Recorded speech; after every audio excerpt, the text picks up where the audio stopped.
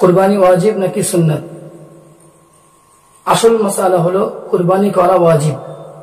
এ ব্যাপারে অনেক দলিল আছে, কোরআনের দলিল আছে এবং একাধিক হাদিসের মধ্যে বর্ণনা করা হয়েছে।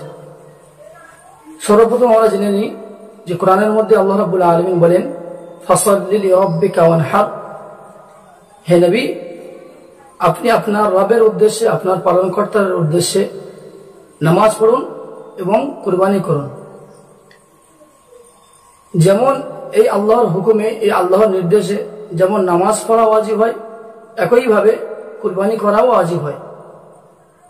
অনেকে প্রশ্ন আসবে যে অনহার শব্দের অন্য একটা মানে আছে, তো আসল মানে যেটা অনহার শব্দের মানে হলো কুরবানি করা।